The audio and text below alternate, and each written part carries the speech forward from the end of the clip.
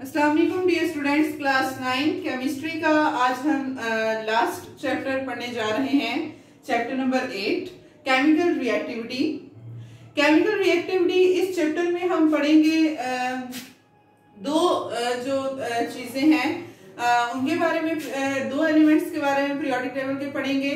एक हम पढ़ेंगे मेटल्स के बारे में कि मेटल्स क्या हैं, कि इनकी प्रॉपर्टीज क्या है, फिजिकल प्रॉपर्टीज क्या है, केमिकल प्रॉपर्टीज क्या है, किस तरह से रिएक्ट करते हैं, इनके बारे में पढ़ेंगे। और उसके अलावा हम इस चैप्टर में पढ़ेंगे नॉन मेटल्स के बारे में कि नॉन मेटल्स क्या हैं, इनकी जो है वो यूजेस क्या है, इनकी केमिकल प्रॉपर्टीज, इनकी फिजिकल प्रॉपर्टीज, इनकी कैटेगरीज, इनकी जो है वो किस तरह से ये रिएक्शन करते हैं, उसके बारे में हम इस चैप्टर में पढ़ेंगे।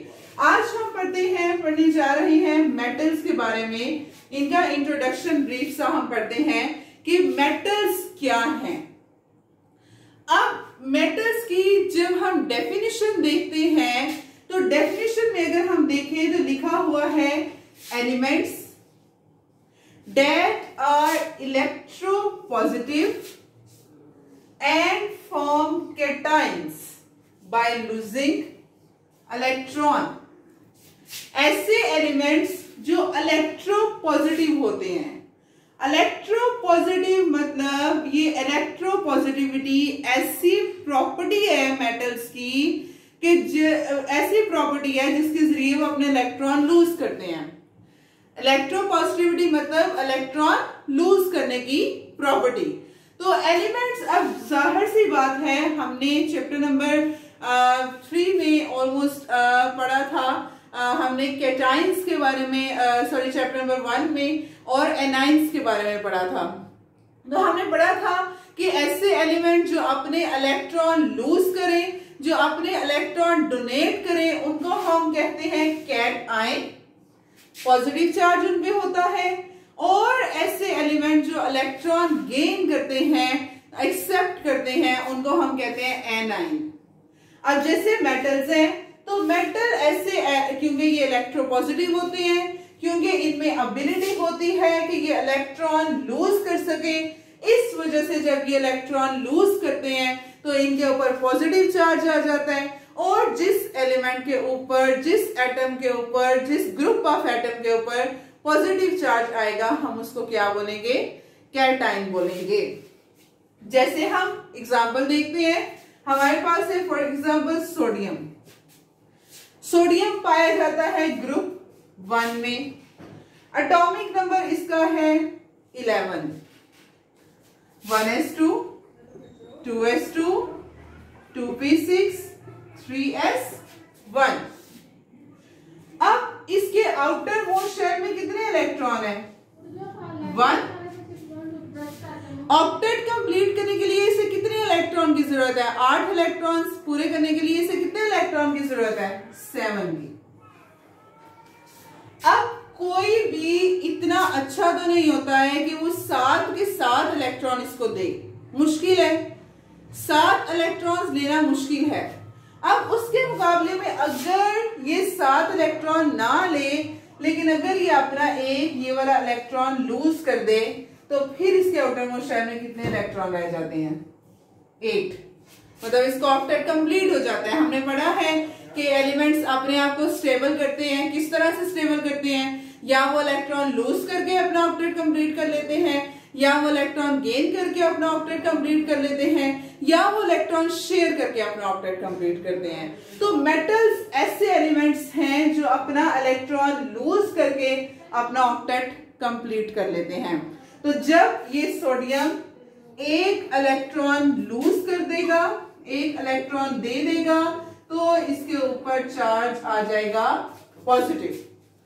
अब now you can question that why this positive charge happens on an atom that loose electron. ये क्यों पॉजिटिव चार्ज एक एटम के ऊपर आता है, इसका भी मैं आपको बता देती हूं। अब हमने पढ़ा है ये एटॉमिक नंबर। एटॉमिक नंबर क्या होता है? एटॉमिक नंबर Z से हम इसको रिप्रेजेंट करते हैं। Atomic number is the number of electrons are the number of protons, या नंबर ऑफ इलेक्ट्रॉन्स या नंबर ऑफ प्रोटॉन जो प्रेजेंट हैं किसी भी एटम में उसको हम उसका एटॉमिक नंबर कहते हैं। अब सोडियम का एटॉमिक नंबर क्या है? 11। क्या मतलब है कि इसके पास 11 इलेक्ट्रॉन्स हैं और 11 ही प्रोटॉन्स हैं, मतलब 11 इसके पास पॉजिटिव चार्जेस हैं और 11 इसके पास नेगेटिव चार्जेस हैं। अब जब ये अपना एक इलेक्ट्रॉन लूज कर देगा तो इसके पास कितने नेगेटिव रह गए? 10। लेकिन पॉजिटिव कितने हैं? 11, मतलब एक पॉजिटिव एक्स्ट्रा है, तो इस वजह से इसके ऊपर पॉजिटिव चार्ज आ जाता है। तो इसको हम कैट आयन क्यों बोलते हैं? कैट मीन कैथोड, ऐसा आयन जो कैथोड पता है हमें कि जो नेगेटिव टर्मिनल होता है बैटरी का उसको हम कैथोड कहते हैं। तो जो आयन कैथोड की तरफ जाएगा, जाहिर है ऑपोजिट अट्रैक्ट ईच अदर, तो इसमें पॉजिटिव चार्ज है तो it will eventually and ultimately move toward the cathode. तो इस वजह से हम इसे कहते हैं cation. The ion that is moving toward cathode is known as cation. और इसी तरह से जो नेगेटिव आयन होता है उसको हम एन आयन कहते हैं because that move toward anode. तो इस वजह से हम इसे कैटायन कहते हैं। तो simple is that we are discussing that कि मेटल्स क्या हैं? ऐसे एलिमेंट्स जो अपने इलेक्ट्रॉन लूज करें, जो इलेक्ट्रोपॉजिटिव हैं, अपने इलेक्ट्रॉन लूज करते हैं और जब इलेक्ट्रॉन लूज करते हैं तो वो पॉजिटिव आयन बना देते हैं। उस पॉजिटिव आयन को हम कहते हैं कैटायन। इनको हम कह रहे हैं मेटल्स। ये होते हैं जी मेटल्स हमारे पास। अब मेटल्स हमेशा इलेक्ट्रॉन लूज करते हैं। हम इसके अलावा सोडियम के अलावा we can take number of examples. हम कैल्शियम की एग्जांपल ले सकते हैं। कैल्शियम ग्रुप 2 में पाया जाता है। ग्रुप 2 में है, एटॉमिक नंबर इसका 20 है। इसका मतलब इसके आउटर मोस्ट शेल में कितने इलेक्ट्रॉन है? 2 इलेक्ट्रॉन, क्योंकि सेकेंड ग्रुप में पाया जा रहा है ना कैल्शियम। अब ये 2 इलेक्ट्रॉन, इसको ऑक्टेट कंप्लीट करने के लिए 6 की जरूरत है। 6 नहीं ले सकता, ये 2 अपने इलेक्ट्रॉन लूज करेगा। जब अपने 2 इलेक्ट्रॉन लूज करेगा, एक उसने लूज किया था तो एक पॉजिटिव आया था, अब 2 इलेक्ट्रॉन लूज करेगा कैल्शियम तो इसके ऊपर +2 चार्ज आ जाएगा। This is metal. ये हमारे पास मेटल्स हैं। ग्रुप 1 के एलिमेंट्स हैं, ग्रुप 2 के एलिमेंट्स हैं, उसके अलावा ग्रुप 3 के एलिमेंट्स हैं। Boron, aluminium, gallium, indium, thallium, ये भी मेटल्स हैं। ग्रुप 1 के elements lithium, potassium, sodium, rubidium, caesium, francium.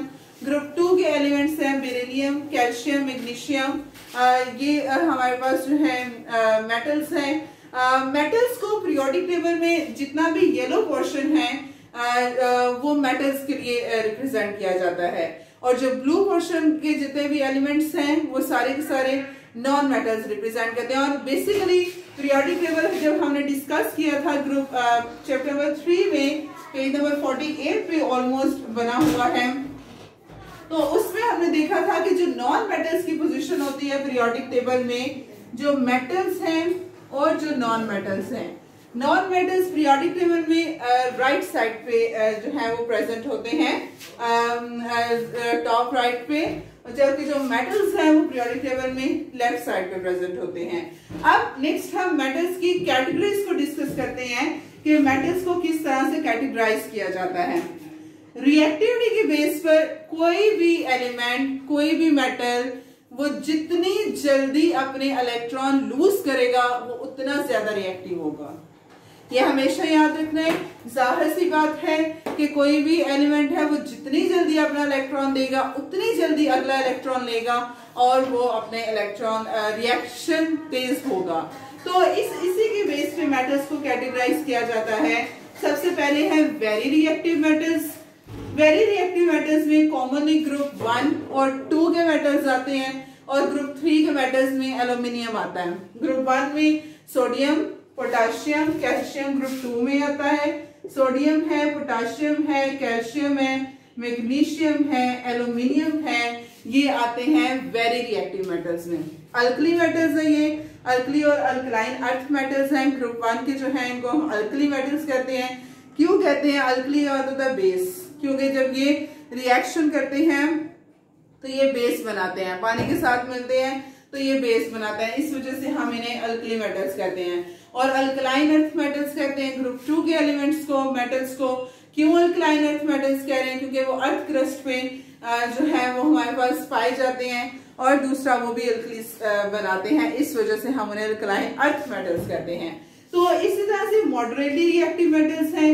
Moderately reactive metals में हमारे पास आयरन, लोहा जैसे, या कॉपर है, या इसके अलावा हमारे पास बाकी जो है वो मॉडरेटली रिएक्टिव में आएंगे। और लीस्ट रिएक्टिव मेटल्स, या इनको हम नोबल मेटल्स भी कहते हैं, नोबल एलिमेंट्स भी कहते हैं, लीस्ट रिएक्टिव, जो कि बहुत कम रिएक्शन करें, जो बहुत मुश्किल से अपने इलेक्ट्रॉन लूज करें, कि जब कोई स्ट्रॉन्ग नॉन मेटल अवेलेबल होगा जो कि इनसे बहुत स्ट्रॉन्ग नॉन मेटल होगा, जो इनसे अपने इलेक्ट्रॉन खींच लेगा, तो तब ये उसे इलेक्ट्रॉन देंगे, अदरवाइज ये इलेक्ट्रॉन लूज नहीं करते। तो लीस्ट रिएक्टिव में जैसे गोल्ड है, गोल्ड अपने इलेक्ट्रॉन इजीली जो है वो लूज नहीं करता। उसके अलावा मरकरी है, सिल्वर है, ये लीस्ट रिएक्टिव में आ जाते हैं। तो ये लीस्ट रिएक्टिव मेटल्स हैं। ये थी हमारे पास मेटल की, हमने पोजीशन डिस्कस की, व्हाट इज मेटल्स हमने वो पढ़ा, और उसकी कैटेगरीज को हमने डिस्कस किया कि मेटल को हम किस तरह से कैटेगराइज करते हैं और किस बेस पे करते हैं, वो उनकी इलेक्ट्रॉन लूजिंग एबिलिटी के बेस पे करते हैं। Basically that was all about metals. कल हम इंशाल्लाह इनकी फिजिकल प्रॉपर्टीज और केमिकल प्रॉपर्टीज को डिस्कस करेंगे। Thank you so much.